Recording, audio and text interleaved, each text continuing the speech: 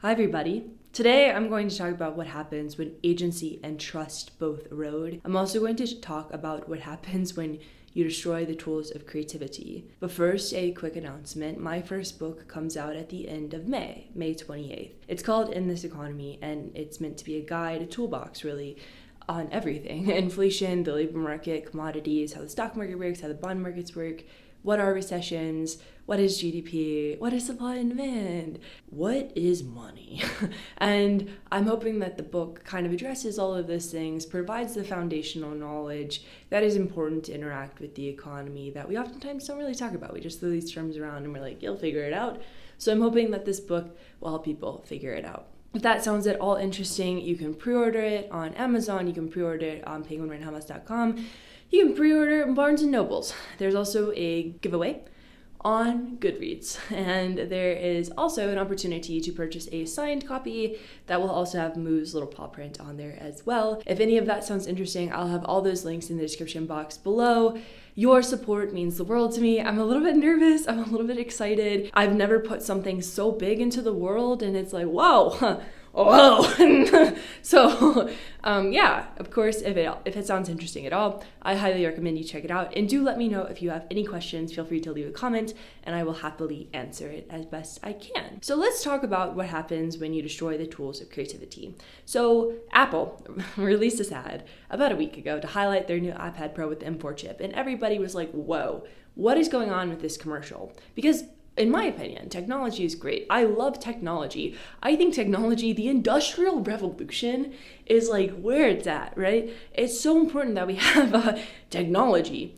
But what Apple did in this video is they smushed all these musical instruments to show how skinny coated the new iPad Pro with the M4 chip was.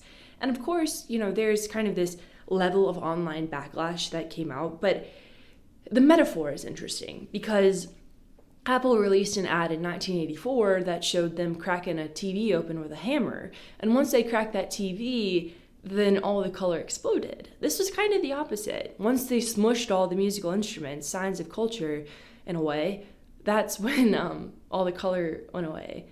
And you had this little flat screen just laying in between the jaws of a hydraulic press. And so the backlash was intense. Apple actually ended up apologizing, but it was kind of this accidental metaphor that hit a little bit too close to home. And I think the thing is, as we all know, we're in this age of tremendous uncertainty. Trust has evaporated, something that I've talked a lot about. But agency, the individual expression of trust, so how you and I go about in the world expressing our levels of trust, has declined too. And it's because of things like that Apple ad. And of course, there's this, like I said, level of online backlash that happened with Apple, where it's like, okay, buddy, me included, go outside and touch some grass. But it's important to talk about because the metaphor is salient. So agency as a function of trust. There are all sorts of studies talking about how people don't trust each other anymore. It's actually kind of tiring to hear about. We don't trust the government, we don't trust the media, we don't trust Wall Street, we don't trust the president or the military or each other. We don't trust anything. And of course, one could point a finger to bipartisanship and polarization and city design and car culture and rage bait and the algorithm, all as incentives for the reason of distrust.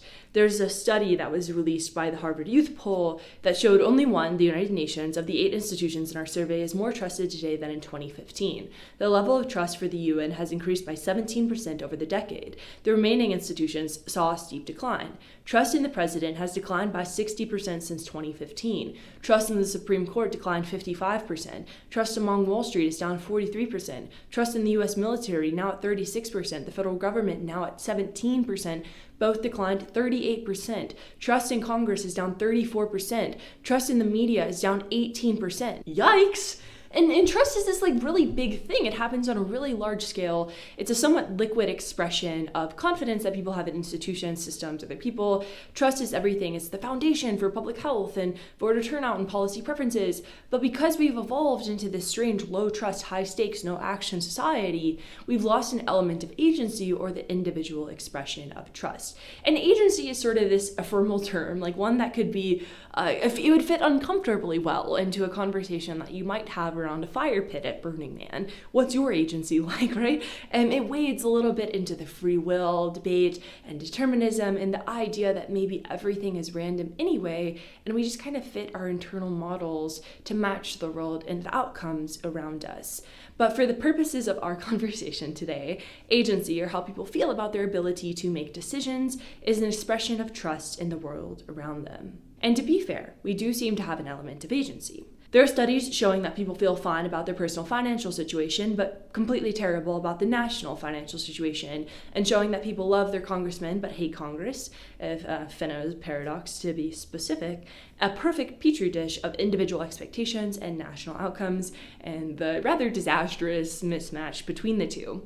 And we've seen an interesting amount of what seems to be the expression of agencies with the rise of things like quiet quitting or the Great Resignation, which, to be fair, is probably more of an expression of economic strength than individual freedoms. Types of agency. But there are two main types of agency. There's the external locus of control, and then there's the internal locus of control. Life happens to me would be external. I happen to life would be internal. We clearly have both, right? For example, people are likely to attribute wage increases to themselves, internal, but price inflation to policy, external, as Stephanie Stancheva of Harvard has documented. But at large, we increasingly, studies show, have this external locus of control that absolves us of responsibility and decision-making around our life.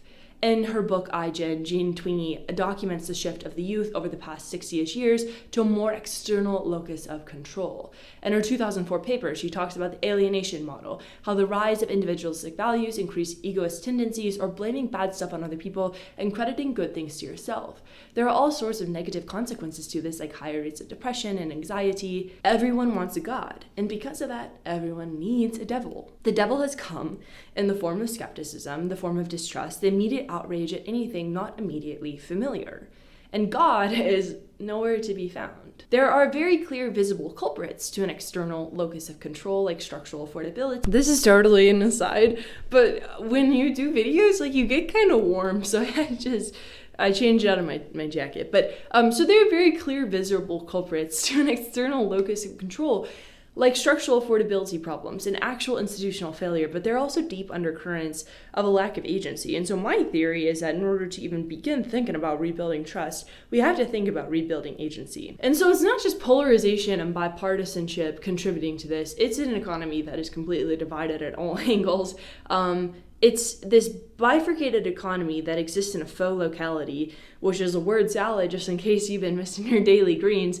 But the economy is totally split in half, right? There's the upcoming wave of generational wealth transfer with a lot of millennials inheriting a large sum of money from their boomer parents and a lot not.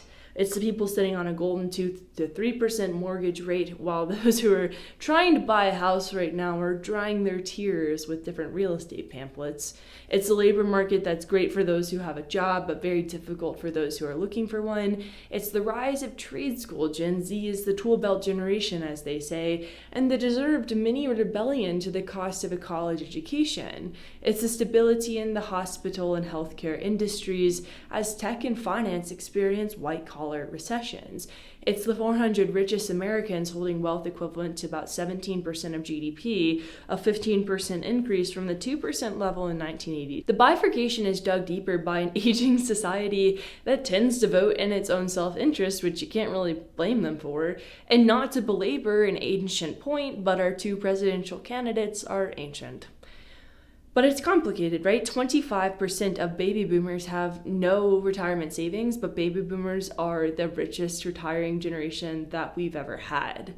Childcare costs are up 32% since 2019, fertility rates are low, and the older are only getting older, so we kind of have this huge shifting of the curve in a way that we're not replacing that which needs to be replaced. And that creates a Portugal-like situation, which, as Politium wrote, is nearly impossible to escape.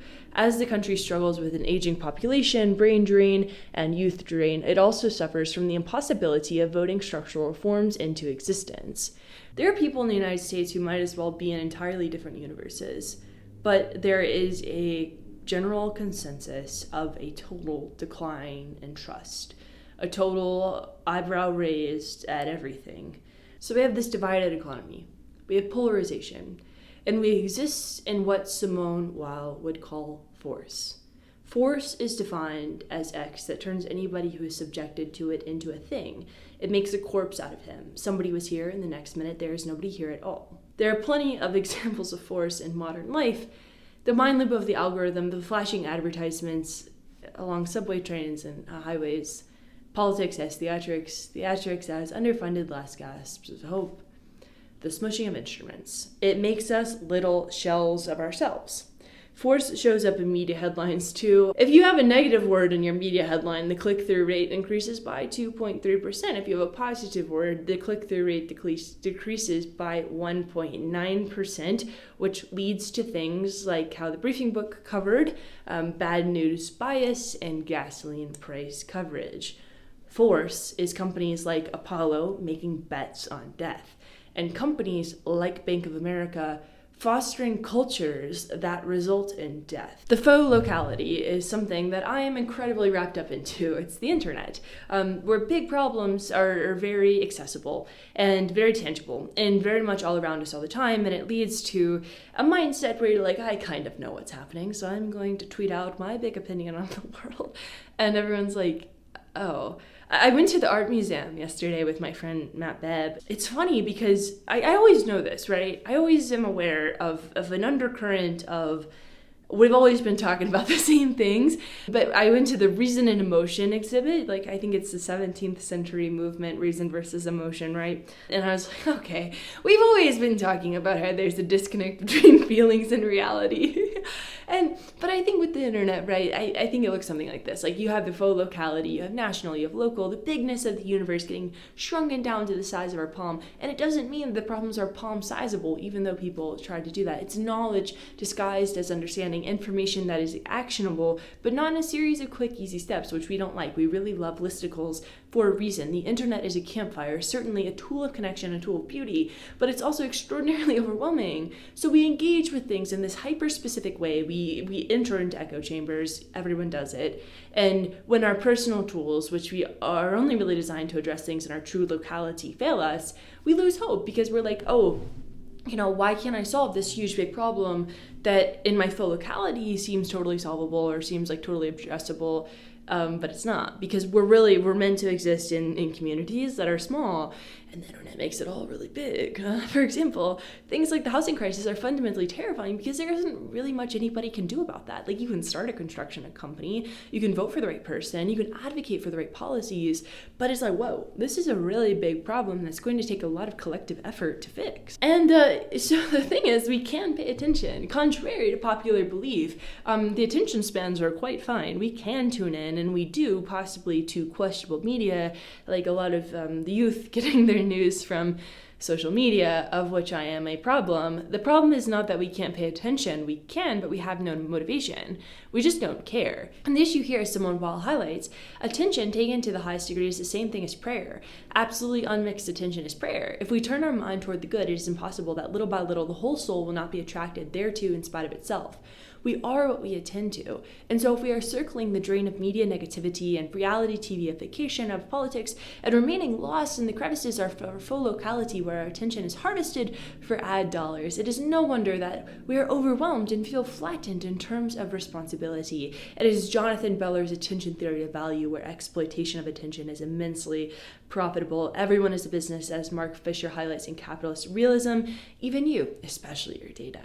So people get nostalgic. You're like, gosh, I really crave it when my data wasn't being harvested to make Facebook a lot of money. No need to make a decision if you simply can blame it on the times. That's the natural reaction to a perceived loss of agency. Leaning into the idea that nothing should change, but everything should be different. That the past was the best possible version of itself.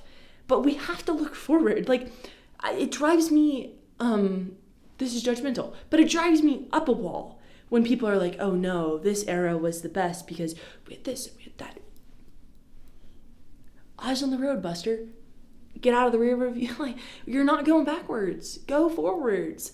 And so there's this tweet yearning for the days of the literal Great Recession based on a single loss-leading promotional item from Taco Bell, comparing the DoorDash price instead of the real price, $3.69. It got 53,000 likes, right? And so it makes sense because people are feeling the stress of inflation. But you have to look forward. Nostalgia is escapism. Nostalgia is a pleading for the past, for familiarity. So we do that, or we invent problems. There's a passage from the end of history that ties it together. Experience suggests that if men cannot struggle on behalf of a just cause, because that just cause was victorious in an earlier generation, then they will struggle against the just cause. They will struggle for the sake of struggle. They will struggle, in other words, out of a certain boredom, for they cannot imagine living in a world without struggle. And if the greater part of the world in which they live is characterized by peaceful and prosperous liberal democracy, then they will struggle against that peace and prosperity and against democracy. Struggling for the sake of struggle is a very applicable concept. And to reiterate, there are real problems with structural affordability and institutional failure, and tech people that got far too rich extracting far too much value from the world around them. Please listen to that. I'm not writing off the problems that we're facing. I'm not stupid. I live in the world too. But you, looking out beyond, right? It's all relative. We absolutely have fundamental problems as a society. Money is in all the wrong places, as the defector highlighted. But a lot of people bemoan the system that they very clearly benefit from, a struggle to struggle, which is fine, but they provide no solutions to fix it. Or they do things that maybe are counterproductive. With concepts like financial nihilism, the opportunity cost is infinite when everything is at the tip of your fingers. Everyone wants everything, but no one wants to decide. Noel McAfee wrote, "The qualitative difference between public opinion formation and public will formation is that the former only calls on us to opine, to mouth our preferences. The latter calls on us to decide. If the public is considered merely as generators of public opinion, then we have the problem of our travel plans. Everyone wants everything and no one need decide what the right ends are or how to achieve them. We will get a cacophony of competing claims, disagreement without deliberation or choice. The bar needs to be raised for public discourse. Don't just tell me what you like, tell me what you want to do and what you are willing to give up. And tell me you are ready to do this." I was at NATO HQ a few weeks ago, and we talked about developing belief in the post-truth society. It was a great visit because you're realizing that people are thinking about how the heck do you develop policy in a world where nobody believes in anything? How do you develop legislation around non-belief?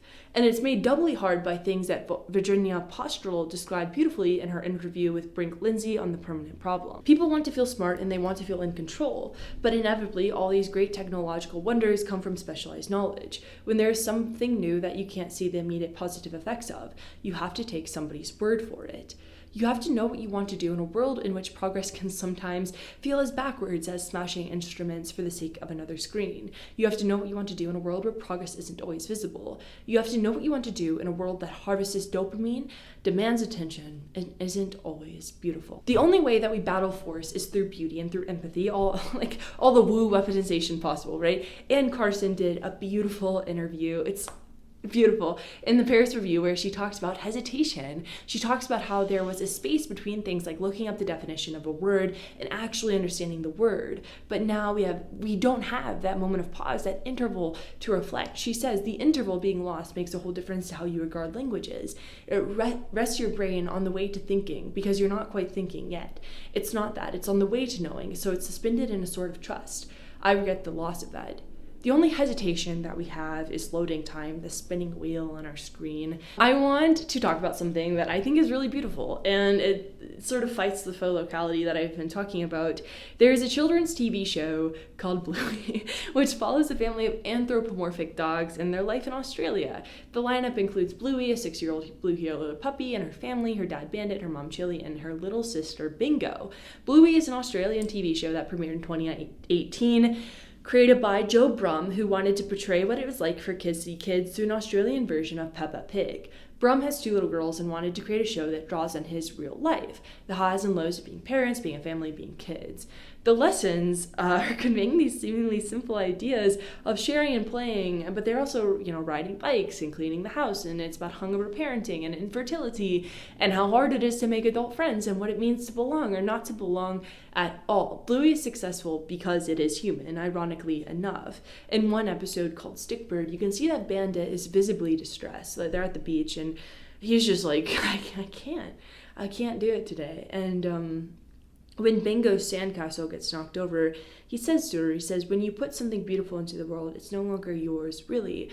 And I've been thinking a lot about that because I think there's so much truth to putting something beautiful into the world and who it actually belongs to. I've been thinking a lot about how this show resonates with both parents and kids and what it means to actually create something beautiful. Brum reminds me of the creator of Calvin and Hobbes, Bill Watterson, who Brum says that he drew inspiration from. And talking about retiring from Calvin and Hobbes, Bill Watterson says, my approach was probably too crazy to sustain for a lifetime, but it let me draw the exact strip I wanted while it lasted. Joe Brum and Bill Watterson had managed to cultivate the art of staying true to the hazards, vulnerabilities, mysteries, and perplexities of reality because ultimately that is our best chance at remaining human. They conveyed all these things that Lindsay Stonebridge has written about. Sometimes we can only see ourselves through mirrors, and Bluey is that mirror for a lot of people. The kids see themselves reflected in the play, in the fun, in the stories, but it also helps them see their parents as people. Bluey is a form of beauty, one that you might miss if you're not looking closely enough, and it's one that's relatively rare. As Stephen Nightingale wrote in the Paradise Notebooks, in the experience of beauty, we learn to tell things alike, to move from the darkness of oneself to a sympathy, an open rapport, a longed for conscious union with the world.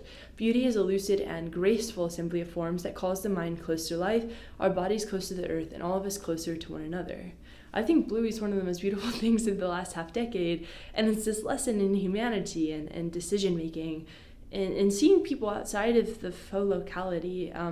It's treating an audience as bigger than data points. It's treating them as bigger than a non-thing, something to extract from. It's something to learn from. So yes, things are a mess. They've always been a mess. They are cracked, but the only way that they get uncracked is through restoring agency. Thomas Merton once wrote, many poets are not poets for the same reason that many religious men are not saints. They never succeed in being themselves. They never get around to being the particular poet or the particular monk they are intended to be by God. They never become the man or the artist who is called for by all the circumstances of their individual lives. They wear out their minds and bodies in a hopeless endeavor to have somebody else's experiences or write somebody else's poem. We must make it so people can be themselves. The way to rebuild trust comes through rebuilding agency in our very individualistic society. Jeffrey Hill says that difficult poetry is the most democratic because you are doing your audience the honor, supposing that they're intelligent human beings. So much of the populist poetry of today treats people as if they were fools. And that particular aspect and the aspect of forgetting a tradition go together. Apple did destroy tradition too, seemingly on accident. But people aren't fools. I think this is something that we tend to do a lot of, where we're like, all these dummies. People aren't stupid. To rebuild agency, we need to be transparent about the problems. I think that's huge. We are divided, obviously, economically and politically. We are surrounded by a force that wants us to wither into skeletal memories of ourselves. There are incentives to crush things to bits with our hydraulic press in the name of consumerism, and you have to fight all that. A lot of rallying cries here, right? Like, it's always the end of a piece is like, we gotta get it together. But the basic idea is that in order to reestablish societal trust, we must reestablish motivation and care on the individual level, work on media literacy. There was a tweet that was so much of a lie. It was talking about how coffee was excluded from the CPI, and the person had a massive misunderstanding of what CPI is and what was going on with measurement. But of course it got a lot of interest, it got a lot of tweets. People were like, look, they're lying. There's a reason things kind of suck, and it's because they're lying to us. Sometimes things just kind of suck. Coffee is expensive because of a climate crisis, right? Coffee is expensive because we have extracted a ton of value from the fields in which we have grown coffee over the past several decades, and we have not renourished those fields. It is not just people lying to you. It's like stuff we gotta fix. It's like stuff we gotta work on. But it's much easier to say look, because that removes agency, right? Because if you can just say, like, look, they removed it from CPI, you don't have to do any work. You don't have to say, okay, we should address the climate crisis. Oh, sure, we should. Like, education is a toolkit. And we have forgotten that, I think. The institutions are a nightmare. Derek Thompson wrote on this, of course, very recently. And the world will never be perfect, but we have to believe in each other. We have to create beauty in a true locality, give each other the tools to hack away at things one step at a time, not tweet things that are terrible lies. We must decide, and with conviction. And finally, with things like Bluey, it's clear that there's room for transparency and for stories with a bit more humanness and a bit more beauty. So sorry that I got like a little excited during this one. I really think these topics are important, and it's really important to look beyond the inflammatory responses that seem to be required of us with an algorithmic world, where it's like, yes, I want you to react as angrily as possible. It's like, well, no, what's actually going on is actually the most powerful thing you can understand. It's not just being reactionary to the world around you. So, yeah. If you want to order the book, please do so. I hope that you all are doing well. I'll be back much more frequently moving forward, and thank you for being here.